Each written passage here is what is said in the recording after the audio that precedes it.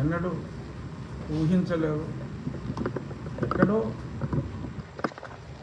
సముద్రం మధ్యలో ప్రమాదం జరగటం, లేదా కుట్రదారులు కూల్చివేయటం, కొన్ని సంఘటనలు మనం అప్పుడప్పుడు 5 ఏళ్ళకో 10 ఏళ్ళకో చూస్తాం. కానీ ఇలా కళ్ళెదురుగుండా అక్కడే ఎగిరిన విమానం 650 అడుగులు పైకెళ్ళి కూలిపోవటం, ఎందరో ప్రజలు, విమానంలోని వారే కాకుండా ఒక ఆయన మృత్యుంజయుడు ఉన్నాడు, సంతోషం.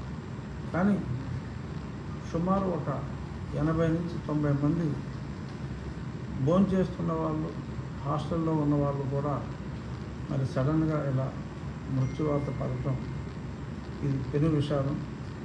ఆ విషాదంలో తనువు చాలించిన వారందరికీ నా ప్రగాఢ, వారి కుటుంబ సభ్యులందరికీ నా ప్రగాఢ సంతాపాన్ని తెలియజేస్తున్నాం.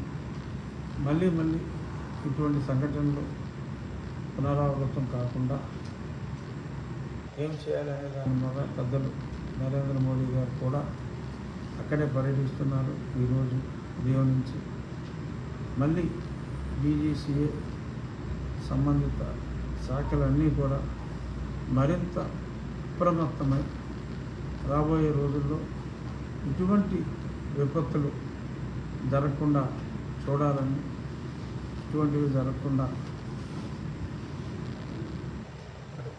ఏదైనా మనకు కష్టం వచ్చినప్పుడు భగవంతుడిని ప్రార్థిస్తాం. ఆ భగవంతుడిని ఇటువంటి విపత్తులు లేకుండా చూడాలని ప్రార్థిస్తూ మరొక్కసారి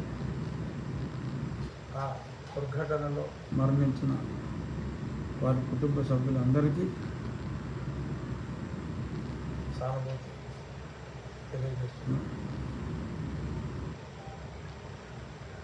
ఇంకా మనం నిన్న మరి వైభవంగా సుపరిపాలన వచ్చి 1 సంవత్సరం పూర్తయిన సందర్భంగా ఉత్సవం చేసుకుని మరి ఆ తర్వాత నియోజకవర్గాల్లో కూడా మరి కొన్ని కార్యక్రమాలు చేయాలి అని భావించాం.